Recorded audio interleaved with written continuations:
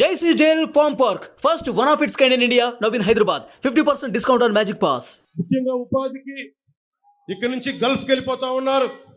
Construction labour కానీ, carpenter వ్యవస్థ కానీ, వడ్రంగి వ్యవస్థ కానీ, అలాగే ఎడ్యుకేటెడ్ కూడా ఇక్కడ నుంచి వెళ్ళిపోతా ఉన్నారు.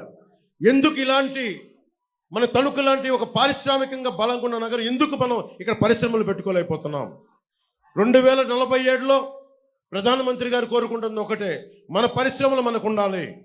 ఎక్కడో విదేశాలకు వెళ్ళి చదువులు కాదు, ఎక్కడో విదేశాలకు వెళ్ళి విద్యాలయాలు చదువుకోవడం కాదు, మన విశ్వవిద్యాలయాలు బాగుపరుచుకోవాలి అని చెప్పిన 2047 విజన్ని మా కూటమి బలంగా తీసుకెళ్తుంది. ఈ రోజున చంద్రబాబు గారికి కూడా నా విన్నపం కూడా చెప్తా ఉన్నాను. సార్, ప్రతి ఒక్కరూ పేద వర్గాల గురించి ఆలోచిస్తూ ఉన్నారు, అల్పాదాయ వర్గాల గురించి ఆలోచిస్తున్నారు, పారిశ్రామికవేత్తల గురించి ఆలోచిస్తున్నారు. మధ్యతరగతి మనుషులను వదిలేశారు అందరూ. దయచేసి మీ దృష్టికి తీసుకొస్తున్నాం, మన కూటమిలో మధ్యతరగతి మనిషిని అందరం వదిలేసాం. మధ్యతరగతి మనిషిని మా కూటమి గుండెల్లో పెట్టుకుంటుంది. మధ్యతరగతి మనిషికి ఎవరు నిలబడరు. చంద్రబాబు గారి దృష్టిలో ఉంది. మధ్యతరగతి మనిషి నిజంగా నిలబడితే, ఒక మధ్యతరగతి మనిషిగా చెప్తున్నాను నేను ఇందాక 70,000 మంది పోలీస్ కుటుంబాల గురించి మాట్లాడానంటే, ఉమ్మడి ఆంధ్రప్రదేశ్ రాష్ట్ర మాజీ ఉద్యోగి కొడుకు చెప్తా ఉన్నాను. అలాగే మొన్న సభలో కూడా చెప్పాను, ఈ రోజున చంద్రబాబు గారి దృష్టికి కూడా తీసుకొస్తా ఉన్నాను. కాంట్రిబ్యూటరీ పెన్షన్ స్కీమ్ చాలా కష్టమైందని తెలుసు. నేను కోరుకుంటుంది, అసెంబ్లీలో అడుగు పెట్టగానే మొట్టమొదటిగా అడిగేది ఉద్యోగుల కోసం నిలబడడానికి సంవత్సరం లోపు దానికి ఒక పరిష్కార మార్గాన్ని మనందరం కనుగొనాలి సార్. దానికి మీ సహాయ సహకారాలు సంపూర్ణంగా కావాలి. దీనికి కష్టమైంది కానీ సాధించాల్సిన అవసరం ఉంది.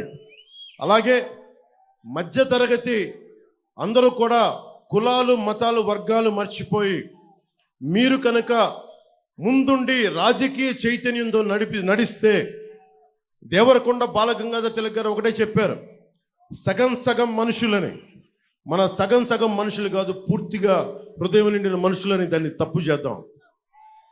దాన్ని అది కాదని చెప్పి పూర్తి స్థాయిలో, ఎందుకంటే శ్రీమంతుల నైతిక వర్తనకి, స్వేచ్ఛా వర్తనకి నైతిక భాషను చెప్పేవాళ్ళు సగం మనుషులని దేవరకొండ బాలగంగాధర్ తిలక్ చెప్పారు.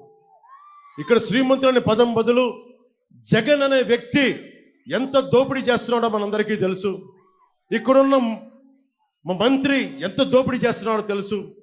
ఇక్కడున్న వాళ్ళ మంత్రి కొడుకు ఏం దోపిడీ చేస్తున్నాడో తెలుసు. మనందరం కలుగుల్లో ఉన్న ఎలకల్లాగా బయట రావట్లేదు. సగం మధ్యతరగతి మనిషి పార్టీలను దాటి, కులాలను దాటి ఆంధ్రప్రదేశ్గా, భారతదేశంగా ఆలోచిస్తే చాలా బలమైన మార్పు తీసుకురావచ్చు. ఒక మధ్యతరగతి మనిషి కడుపు మంట వచ్చి, కోపం వచ్చి బయటకు వచ్చి నిలబడితే అది జనసేన అవుతుంది. అది ఎందుకంటే నేను ఎందుకు చెప్తున్నాను ఈ మాట అంటే, నేను సగటు మధ్యతరగతి మనుషులు ఎట్లా ఉంటాడో నేను అలాగే పెరిగాను. ఈరోజు ఎంత డబ్బున్నా కానీ నా మధ్యతరగతి మనస్తత్వాన్ని నేను పోగొట్టుకోదలుచుకోలేదు. ఆ మధ్యతరగతి మనిషే ఈ రోజున కూర్చొని ఓటు చీలకూడదు, అందరం కలిపి ఉండాలని చెప్పి సగటు మధ్యతరగతి మనిషి ఆకాంక్ష, ఆశయమే ఈ రోజున జనసేన ముందుకు తీసుకొచ్చింది. సుమన్ టీవీలో మీ పర్సనల్ అండ్ బిజినెస్ ప్రమోషన్స్ కోసం కింది నెంబర్కి కాంటాక్ట్ చేయండి.